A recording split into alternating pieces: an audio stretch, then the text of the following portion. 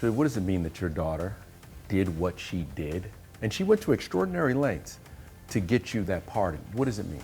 Absolutely. I honestly, I can't even put it into words because what she did was unbelievable. But what she did on a daily basis was unbelievable. You know, she took Grayson, she took Chloe during some of the most difficult years of raising a preteen and a teenager, and she stepped in and made sure that they had everything they needed, wanted, could even think about wanting.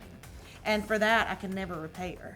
You know, for that, I couldn't. You know, and we're sitting here today because of her, and I believe that. How'd you stay financially afloat? Because we saw where family members had to adjust when they were in prison. For sure. I think for me, I had a goal in mind, and my goal was to get them home. And I didn't grow up seeing lazy parents. I didn't grow up seeing parents who were going to sit in the bed and, you know, oh, poor pitiful me. I knew I had to work, and so I had my real estate license. I would do that on the side. I had multiple deals that kept me afloat. I had my podcast, speaking engagements, social media. Any job opportunity that came my way that aligned with my values and beliefs, I went for it. It didn't matter if I had to fly to Phoenix that morning and then fly back home that night. I did. And you did that many times. I did. I did Special Forces. I did The Masked Singer. I was out. I was hustling. I didn't say no to a job, that's for sure. He was told to be on call because chances are Chris is getting a pardon. Your parents are going to be free and clean. I hear they're terrific people. This should not have happened. Can you believe they're coming home? Can you believe it? I want to ask you, Savannah, do you feel like, you know, a lot of people now want to say that you are this type of person, that you are aligned with this kind of ideology because your parents got a pardon? What do you say to that? And do you feel you owe something to the president now?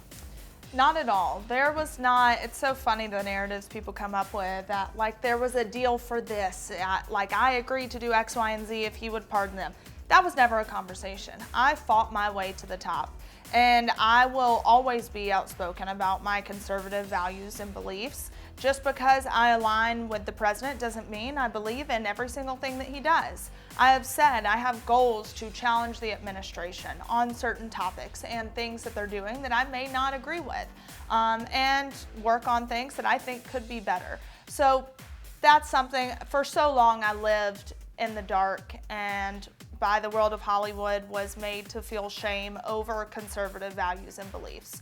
And Over being a Christian. Yeah, and I just won't do it anymore. So I do believe that I love people and love people well, and I show up for, you know, I'm loyal to the people who have been loyal to me. It's just how I operate. Mm-hmm. Julie, you got your family back together.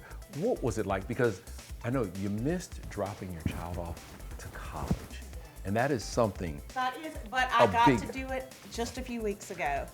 What does that mean? And it was amazing. Todd and I both, we got to take him to college, and he, oh my gosh, over that weekend so many times he was like, Mom, thank you so much. He was like, you know, I didn't really think you would be here. And I said, well, I really didn't think I would be here either. So it was, I can't even tell you, it was amazing to be able to do that.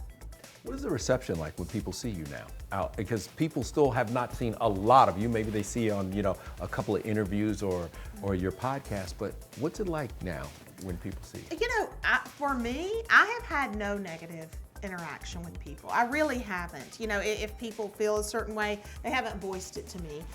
People have been kind. They have, you know, come up to me just like they always have, you know. And I said earlier, you know, I've had many people come up to me and say, you know what, I don't like Trump, but I'm so glad you're out. You know, and I think, okay, you know, because the negative comments, most of the negative comments that we have received have not really been about us. It's been about the fact that President Trump signed the pardon. Mm-hmm. And which, you know, people believe what they want to believe and they feel how they want to feel, you know, and as I've said, the 155,000 other people that are sitting in prison, regardless if they are Republican, Democrat, whatever, I can assure you, if President Trump offered them a pardon, they'd take it. I'm sure anybody, no, everybody would take that deal because you want to get out of prison. That's common sense, yeah. Having gone through that experience and knowing there are other people, I've heard you speak very eloquently about what you want to do. No, really, what do you want to do to help those people that are still incarcerated and may not have the representation or the voice or a Savannah so that they can get out of prison? Well, you know, what we're doing now is I am working directly with the Bureau of Prisons, with the new director, William Marshall, and his team. Savannah and I we've not stopped one day since we got home. Julie and I have gone to the prisons, you know, where we came from. We have gone and visited people that we have left behind. But the goal is that President Trump started the First Step Act in 2018. Under the Biden administration, it was not implemented the way it should have been implemented. Had that taken place, Kevin, literally tens of thousands of men and women would already be in their home. Now, just in the time that President Trump has been in office again and Pam Bondi pushing this First Step Act, men and women are starting to leave that have stayed longer than they should have. If they should have been in halfway house 6 months ago, but they're still in prison because you've got case managers that refused to put it out there. So I think my goal going forward is to work with the Bureau of Prisons. Both Savannah and I are going to do that, and we do it every day, on making sure that the files are audited, making sure that these men and women, that their case managers are being audited.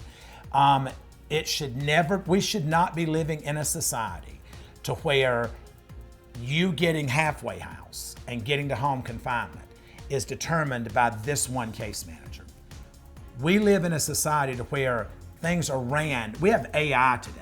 So, you know, that should be when the moment you step into the system, you're given 144 months, then the calculation takes place that moment right there. A judge should be able to put it in the system and say, before you go to the Bureau of Prisons, 144-month sentence, this is how much you get for good time credit, this is how much you get for First Step Act, this is how much you get for Second Chance Act. And then this is the number you're gonna have. Not leaving it up to a case manager who may not like the color of your skin, or who may not like the religion that you are, or who's on a power trip. So my goal is to expose those individuals and get them out of the Bureau of Prisons. My goal is to make sure that we are one people, that we are treated fairly, that no one should ever have to stay longer in prison because of their political affiliation, because of their religious beliefs, or the color of their skin. We need to have a more fair justice system. And I don't have to tell you this. You're a man of color, you know what the system's like. Real quick, so hold on, I hear all this. Who do you really want to be? What do you really want? I mean, you told me, you just said a lot, but what is that leaning towards? Is that office? Is it, what are you saying? I want to be as close to Christ-like as I can when it comes to helping other people that are disenfranchised, that do not have a daughter like what I have. Because let's face it, I had a large voice before I went in, but it was her voice that was being heard. Amen. So, you know, at the end of the day, I want to be more Christ-like in my approach to how I live. I want to be a kinder, nicer, calmer person when it comes to people's situations. I don't want to be so quick to judge. So that's what I want to be. I want to do everything that I do, I want to be for the glory of God. And I hope that every step that I take when I get up every morning, that is my prayer, that every step I take lead to His name, to the glory of His name. So is that a political office? I don't know.